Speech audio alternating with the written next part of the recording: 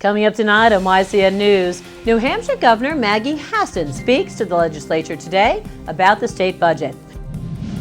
President Obama requests action against ISIS, and New Hampshire State Senator David Pierce sponsors bill related to voting needs.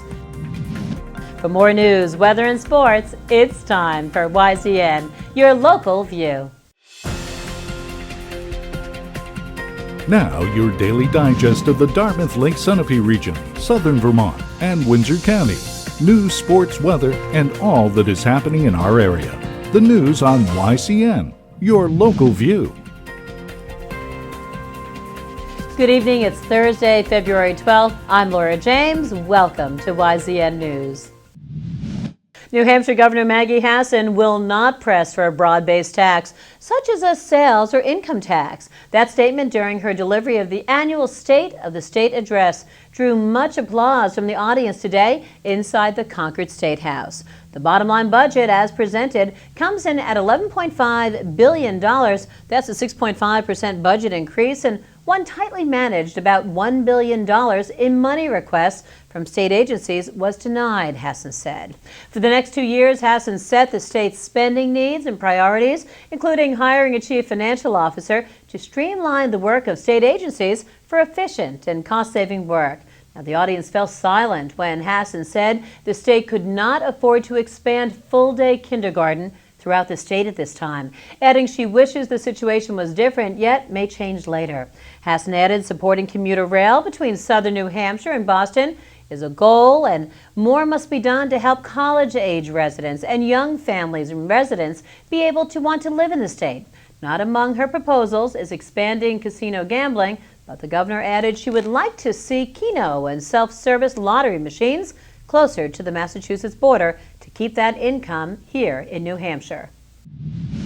Members of the Vermont and New Hampshire congressional delegation are speaking out on President Barack Obama's request for an authorization of military force. Vermont Senator Bernie Sanders and U.S. Representative Peter Welch opposed the idea of sending troops into the Middle East to fight the Islamic State or ISIS. Both men said the president's request is too vaguely written. Clear limitations must be set ahead of time on the role of U.S. combat troops. Sanders says Middle Eastern leaders need to work more actively together to defeat ISIS.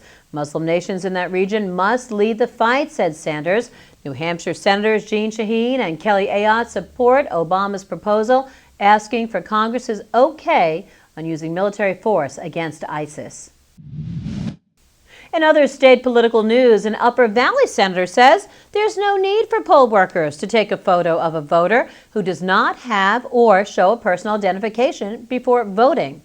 New Hampshire Senator David Pierce of Lebanon is sponsoring Senate Bill 207, a bill he says will eliminate this extra burden on poll workers. A registered voter can vote at his or her respected polling place without showing ID, and a form must be filled out.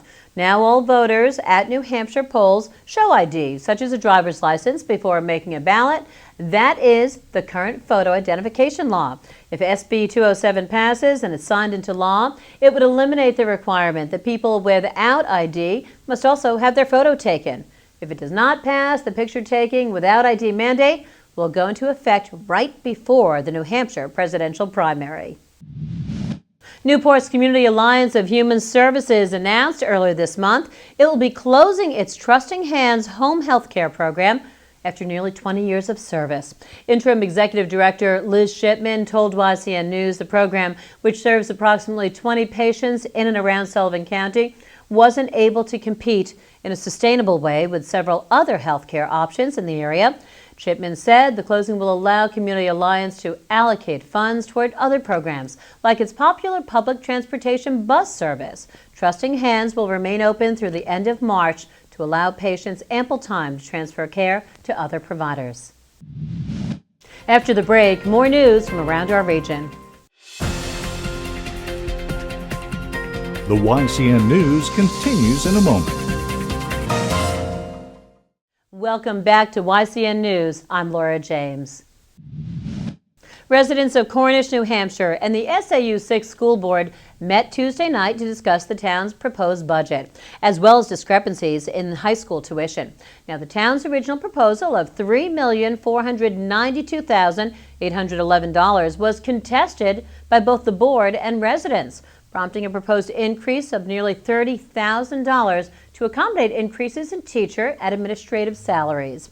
Residents also questioned why tuition to Stevens High School hadn't changed for the 2014-2015 school year, despite having 7 fewer students than the previous year. Superintendent Dr. Middleton McGoodwin told the Eagle Times that calculations were inaccurate and had been for a number of years. He added the issue has been identified and addressed. The proposed budget will go to vote on March 10th. Judge Brian Tucker will determine in April how much prison time convicted murderer James Rowbarge will serve.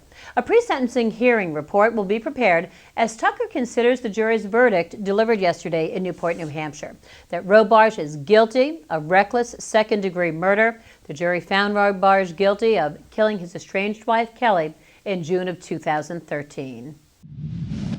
A 28-year-old Castleton, Vermont man was transported to Dartmouth-Hitchcock Medical Center Wednesday after crashing his car into a Green Mountain Power utility pole on Route 4 in Bridgewater, Vermont. Vermont State Police said a medical emergency caused Ryan Ebel to veer off the road near the intersection of Gunderson Road, causing the pole to sever and block both lanes of traffic. It took Green Mountain Power crews nearly 45 minutes to repair the pole and restore power to the area. Ebel, who was wearing a seatbelt at the time of the crash, suffered a concussion and possible fracture to his left hand. A 28-year-old Heartland, Vermont man pleaded not guilty to several police charges against him, including 2 counts of home invasion. Matthew Castellini of 47 Bowers Road was released on $2,500 cash bail and must abide by a 24/7 home curfew.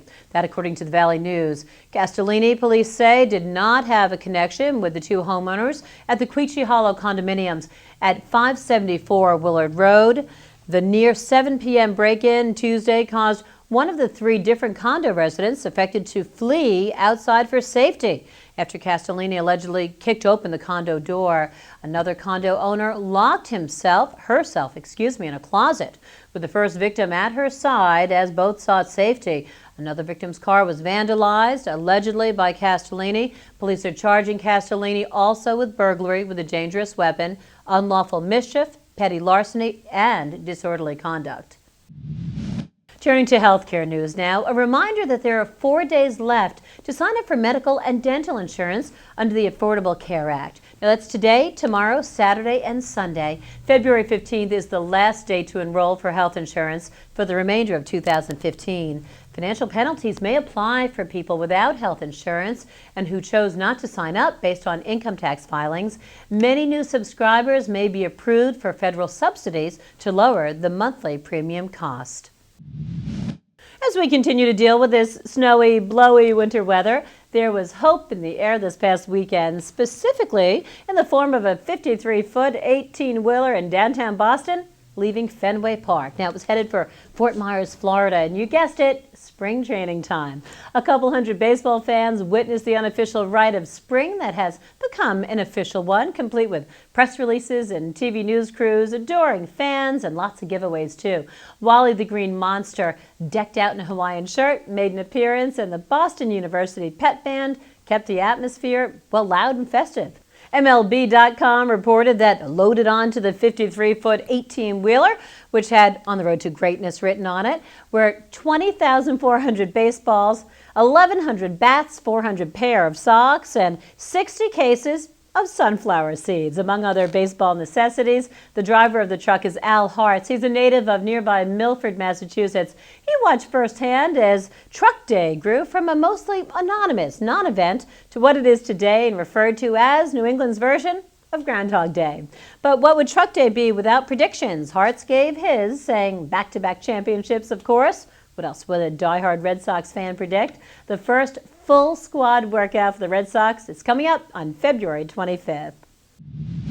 When YCN News returns, we'll join River Valley Chronicle's Elizabeth DeRazio, who spoke with Mark Brislin about the 250th anniversary of Claremont. The YCN News continues in a moment. Welcome back to YCN News. A little more snow around the region today. Let's check that forecast now with Matt. Thanks, Laura. We are expecting some snow, but not a major storm, thankfully. Tonight we'll have a 50% chance of snow before 1 a.m. with a low around 1. Wind chill values may be as low as -12. Friday will be mostly sunny and cold with a high near 8 and wind chills as low as -15. Friday night we'll have increasing clouds with a low around -11. On Saturday we'll have a 40% chance of snow showers after 8 a.m. with a high near 15. And Saturday night, snow is likely, mainly between 8 p.m. and 2 a.m. with a low around 3. Let's now check out the Snow Country Snapshot with Hallie O'Brien. Snow Country Snapshot is brought to you by Bubba's Bar and Grill in Newbury, New Hampshire. This week, the Snow Country Snapshot is here at Whiteface Mountain, just outside of Lake Placid, New York. They've got the largest vertical drop on the East Coast and a great Learn-To program called Parallel from the Start. They'll have you making turns before you know it. See?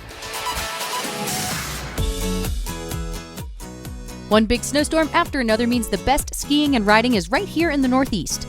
Hunt for hearts on the slopes of Mount Sunapee on Saturday, Valentine's Day, and win some great prizes. The uphill craze continues at Pat's Peak with their Winter Wild uphill-downhill race before the lifts open Saturday. It is beautiful snow up here. I just took a lesson, great instructor. I was ripping, running, jumping, catching air, doing the whole thing. I did the do. Woo! I did it. And here at Whiteface, Parallel from the Start guarantees that on your third day, you'll be able to ski or ride down from the top of the mountain, but not before you ring this bell in triumph.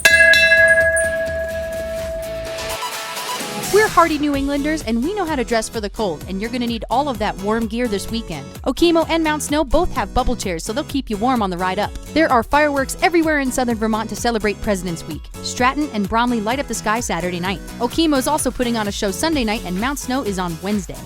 Whiteface truly is such an impressive mountain. It's got terrain for everybody and lots of it. I'm Hallie O'Brien, and I'll see you next week. And now let's take a look at our YCN community calendar. Friday in White River Junction, Vermont, there will be a free Listen Community Dinner at 5 p.m. at the River Point Plaza. Also on Friday in Sunapee, there will be open mic night in the basement of the United Methodist Church starting at 7 p.m. Remember, you can submit local events from your community by sending them to news@ycnnow.com. And now it's time for YCN Sports. Last night was the big Sunapee vs. Epping boys basketball game. Sunapee won 69-66. Isaiah Chappelle scored a game-high 38 points Wednesday night to lead the Sunapee boys basketball team past Epping in a rematch of last year's Division IV championship game. Chappelle is now 3 points shy of his 1,000th career point and looks to accomplish the feat Friday, when the Lakers travel to face Hinsdale. Matt Tenney added 18 points for Sunapee, helping the team improve to 6-7 on the season. Thanks, Matt. When YCN News returns, we'll join Capital Connections' John O'Connor, who spoke with Jeff Barrett. The YCN News continues in a moment.